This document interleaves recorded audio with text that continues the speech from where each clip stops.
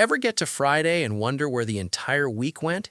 You had a list, you had intentions, you had energy on Monday, yet 83% of people report feeling behind on their goals by midweek. That's not a discipline problem, that's a planning problem.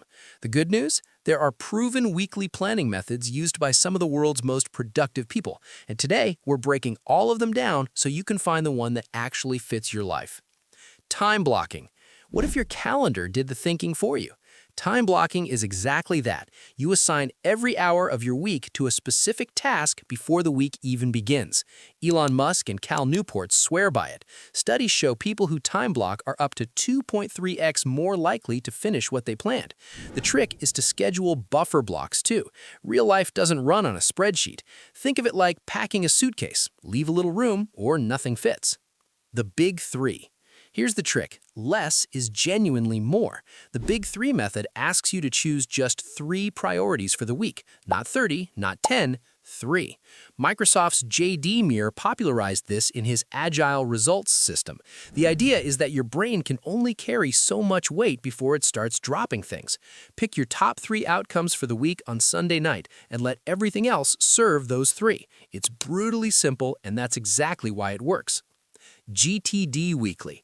Ever feel like your brain is running 47 tabs at once? David Allen's Getting Things Done, or GTD, includes a dedicated weekly review.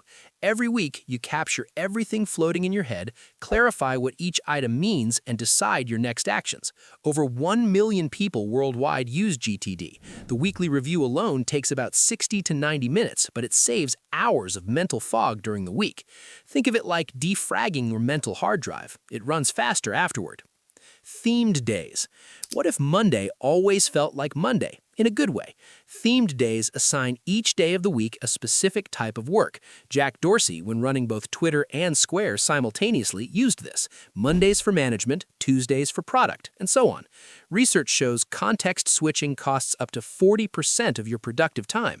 By batching similar work on dedicated days, you stop the mental gear grinding. To start today, take 10 minutes right now and label each day of your coming week with one dominant work type: meetings, deep work, admin, creative, or review.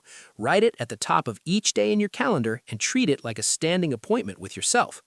Sunday reset. The most productive people don't start their week on Monday, they start it on Sunday. A Sunday reset is a weekly ritual where you review the past week, clean up your workspace, plan meals, and set intentions. It typically takes 30 to 60 minutes.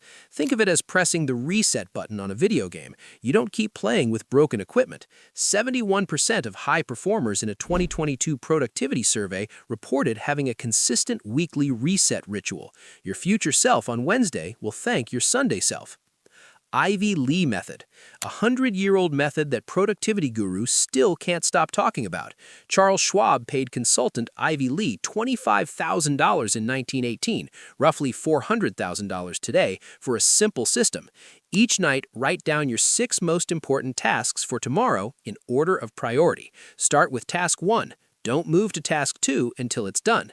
It sounds almost too simple, but the power is in the prioritization.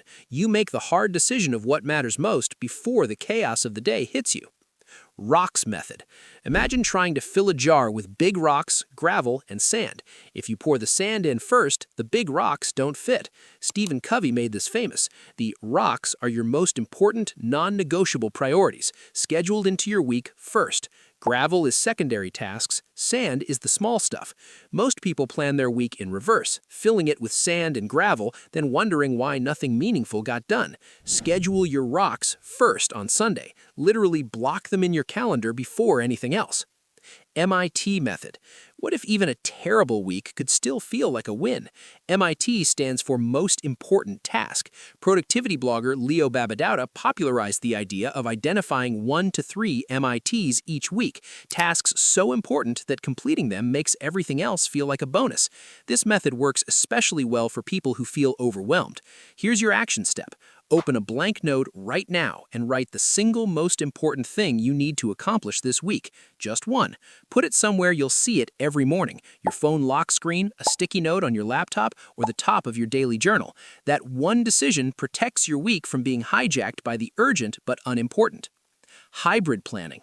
Here's what nobody tells you. The best planning method is probably not just one method. Most high performers blend 2 or 3 approaches. A popular combo is Big 3 for weekly priorities, time blocking to schedule them, and a Sunday reset to review and set up. A 2023 study from the University of California found that people who combined goal setting with structured scheduling were 67% more likely to achieve their weekly objectives. Experiment with combinations, track what works for 4 weeks straight, and then double down on what fits your brain. Working together. Here's the truth. The best weekly planning method is the one you'll actually use. You've just seen 8 proven systems used by everyone from Fortune 500 CEOs to best-selling authors. Don't try to implement all of them tonight. Pick one, stick with it for 21 days. That's the minimum time needed to form a planning habit according to behavioral research, and notice what shifts. Time is the one resource you can't get back. Plan your week, or your week will plan you. If this helped you, hit that like button and subscribe. Every week, I break down tools and systems that help real people get more done without burning out.